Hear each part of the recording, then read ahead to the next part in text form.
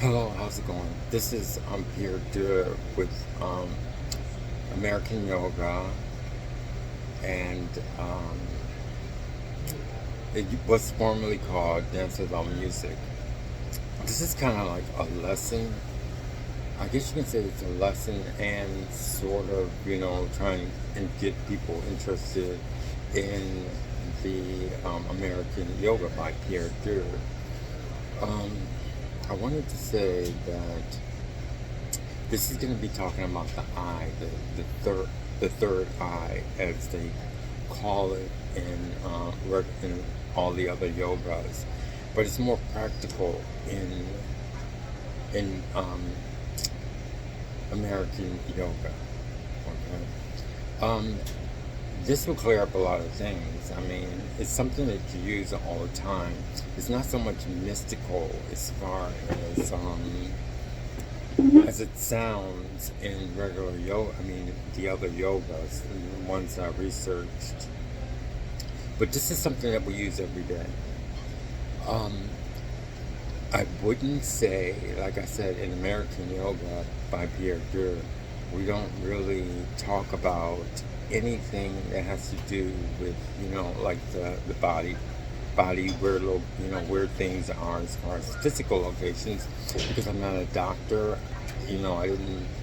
I have my BA, but it's not enough for me to say, well, it's here or it's there or it's here or it's there, and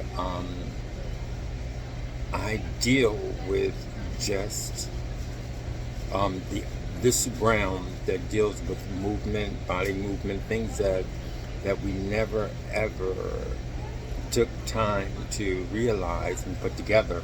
And I've been doing this since I was a child, so I pretty much have the experience. Not just that, but I'm using myself as a guinea pig, and it's working great. So this is talking about, and plus, however, those who have already been following my videos, they know I've been doing this for like 5 years, and they'll be able to follow right along. Now, so what is the third eye? The third eye is, it's not really as mystical, and it's not mystical at all in dance. Well, I'm still um, fighting with this new term because it's dance while music, but now it's American yoga. And in what the third eye does is we use it all the time. Um, but I'm gonna tell you something that happened to me when I was younger, and I was just studying all the time, and certain things interest me. If you know my tapes, I always listen to other people. And one time I was on a bus, like a Trailways or a Greyhound or something like that, and I was going to Louisiana, and I overheard this young lady talking to somebody else, and she goes, "You know what's so weird?" I go, "What?" I mean, she goes, "What?" Because I'm eavesdropping, or however they pronounce it. And she goes, "Sometimes when I reach in my pocket to get something, I can actually see it." Well, I took that, and I always remembered that, and I take, I always have taken things and kept them in my mind until I figured out, what it was. And you'll notice that because I have a lot of tapes which tell you about me listening to other people and getting information from other people that I've listened to. And now I can pretty much say that that's what the third eye does. Why is it not so clear? Is because we don't grow up, or nobody ever tells us, excuse me, what the action of it is. And not just that, but most people think of it as something mystical, something that we can't comprehend. But in Dance Without Music, or American Yoga by Pierre, we we get to know exactly what it is. And because we get to know exactly what it is, it's something that we do every day, we can take advantage of it. But nowadays nobody really understands it, so we pretty much use it subconsciously. But I also know that a lot of people who like do sports, or very they want to be very efficient in certain things, they have to study it, but they don't know what they're studying. They just go by gut feeling that something's there. But that's one use of it. It's like when we're getting something in our pockets. But a lot of people, most people, don't think about it when they're doing it. So it's not really strengthened. I can also say that you use it when you fold clothes. One good thing, but one thing you must not do is try and find it, or try and manipulate it, or try and use it, because it's so concentrate. You want to do it little by little, and you want to take Dance Without Music, uh, American Yoga by Pierre. You want to start at the beginning, because there's so many, there's dangers in everything. But what I'm trying to say is you won't be able to organize things properly unless you go step by step. Because I tell you all the things, all the problems that I went through while I was, understanding this course, or this American Yoga, when I was putting it together, before I put it together. So, and the tapes show you how you can, like the little things that you would never think about that would help you out in 3 years or 4 years. Because a lot of things in dance, a lot of things in American Yoga, you can do them, and just by knowing one thing, you could save 2 years, or you could save 3 years. The people that know my videos and understand what I'm talking about, but I'm also talking to people to try and get people interested in American Yoga by Pierre. So anyway, back to the eye. So it's something that we use all the time. I'm going to tell you when we use it. Like I said, when we're folding clothes. You ever realize that you can fold clothes and you don't have to look, you don't have to think about how this looks or how that looks? It's because you've been putting it together for your whole life, and it's put together, and it's visual from the third eye. I don't really like calling it third eye, but I have to call it that because that's what people are familiar with. Like I said, you don't want to locate it. I know in certain books they say it's located here and located there, but in Dance Without Music, American Yoga, you find that that's not really a good idea, because if you're off, it will affect you in a negative way, because everything is precise and everything deals with in precision. So for now, you don't want to locate anything. Like I said, even in measurements, sometimes in a lot of courses that I've done, I've said this is here and this is there and this is there. So like, for instance, if I measure a point from here to there, well, I have a tape on measuring the distance from here to there is here from here to there, because we don't deal with numbers. So remember, we can measure like any measurement, because we don't deal with numbers, we don't deal with spaces, we don't deal with lines. So that's just a concept. So that's why you don't want to locate it, you just want to develop it, and you'll know where it's at once you keep going. But it's not going to happen in 1 day or 2 days. So the best thing you can do, also, you don't want to concentrate, or you don't want to say I'm going to find it when you walk doing clothes, when you're like folding your clothes or something like that, and let it just happen naturally. Enjoy the fact that you're folding clothes, and you put these things together, like all those shapes and forms and stuff are put together by the third eye. And the best thing that you could do is when you fold, just enjoy folding your clothes. And another thing that I've talked about before was one thing you can do, but it's kind of difficult and it takes time also, is the only action that I would say that you could do, if you can, little by little, that's another thing that takes a long time, is pondering. You can ponder a little bit, but one thing you shouldn't do is think about other things, okay? Because that's one thing we do in American Yoga, is we don't put other things in our mind. When we do something, we pretty much do what we're doing. So without distractions, and you'll grow in that, and you'll understand why later on, because you're putting things together and you're organizing things. It's more like organizing the things that you do all the time. So when we're folding clothes, another thing is when pretty much when you're writing, but that's very advanced. Another time you use it when you're washing clothes. Oh, washing dishes, things like that. Things like cleaning, things that you do when you're absorbed in it. But again, like I said, like when you're cleaning your house and things like that, you're actually using it a lot. But you don't want to. The only thing I would suggest not to do is put other things in your mind. It's like just enjoy that, okay? Like if you can. I mean, a lot of people, some people enjoy cleaning their house, some people enjoy washing the dishes. If you don't, you have to find some way to where it is joyful because you're actually learning something. But if you do it with drudgery, you pretty much, it's pretty much not a good idea because you're not learning anything. Whenever you do something like with drudgery, you take away the learning aspect.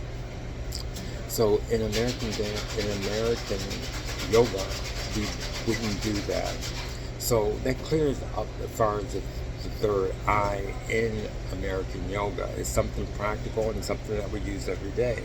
And it's nothing at all mystical, okay? There's one thing that ladies are probably very good at it because like in their purse, when they want to get something in their purse and they can't see it, that's actually using the third eye. But like I said, a lot of people think that it's mystical, but in American dance without music, American yoga, dance without music, it's not really mystical, but it's very practical. So I think that, okay, and it's also as you go along in the class and in the tapes, okay, that you do, you have to put things together and you have to be very patient with yourself because like I just told you, the concept is very advanced, but a lot of Americans, they like things really fast and they want to get the benefit right away. But you have to get to a place to where when you learn something, that's the energy that you got and you can find it later on. But you have to be very patient with yourself and let let time take its course. Because like, I know a lot of people are like, okay, now I know what the third eye is, so now let me just use it. A lot of Americans are like that. And they're like, okay, so now I'm going to use it every day, and I'm going to do this, and I'm going to do this, and I'm going to do this.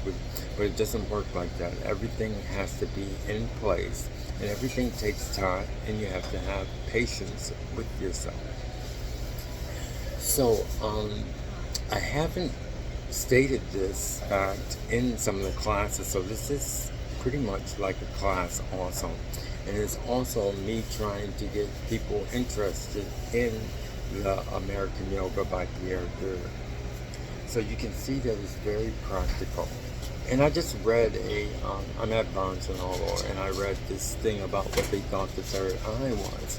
But it's so mystical. I mean, the way things are in American yoga is just that you can relate to what you're doing right now.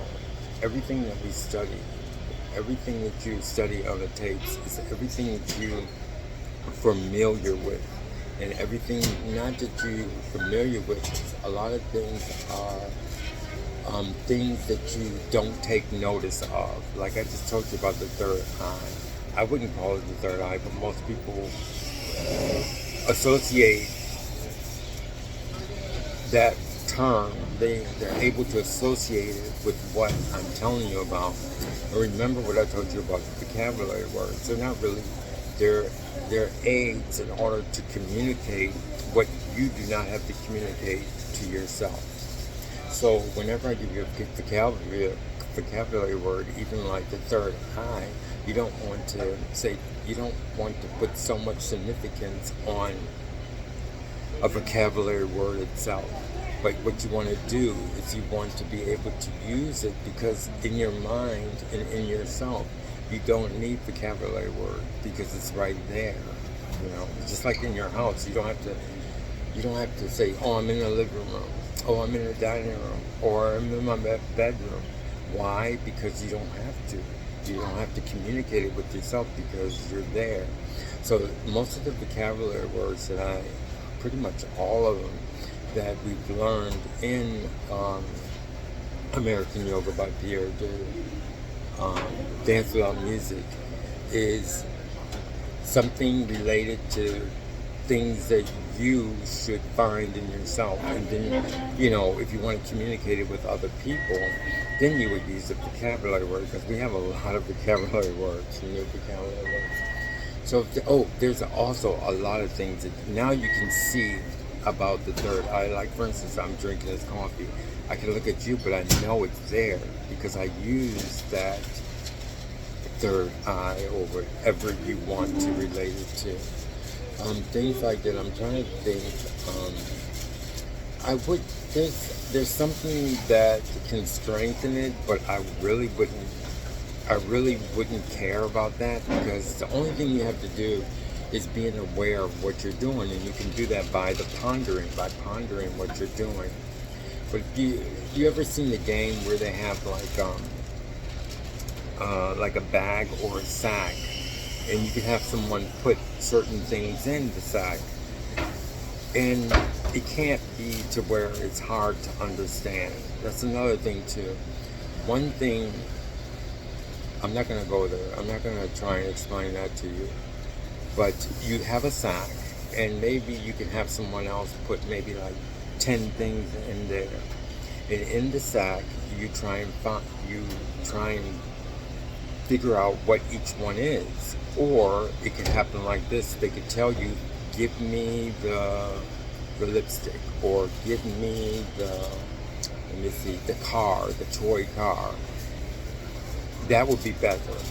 And then you locate the car, or you locate the lipstick, or you locate the pencil, or you locate the pen. That right there will strengthen it, but you don't really have to do that because you use it so much during the day.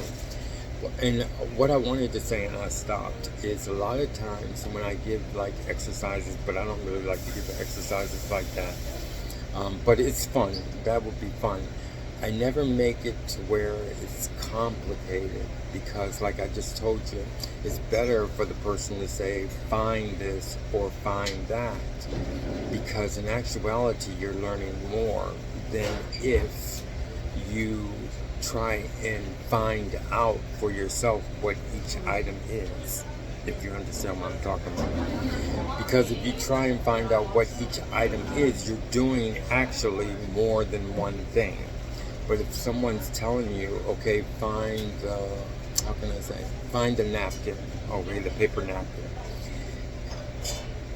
that will help you more, because you're actually doing one thing. And that's another thing to learn. And just a little trivial point that I've gathered. Did you know, this is a little trivial point, did you know when you study something,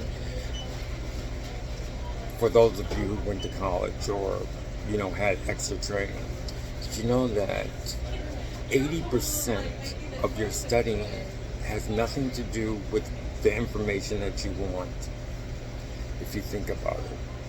And another point is, pretty much everybody's studying the same thing. There's one of the same thing that everybody's studying. And that's just something to think about. Always think about it. That's something that I've always done that in my life. Somebody would tell me something, or I would learn something, or I would overhear something, and I would always think about it. But one thing why I always advance is because I never get frustrated. I never get frustrated with, I don't know the answer, because I always remember what I don't know. That's another thing, if you understand what I'm talking about. and I hold it, and it's always intriguing. And I was like, oh, okay, wow.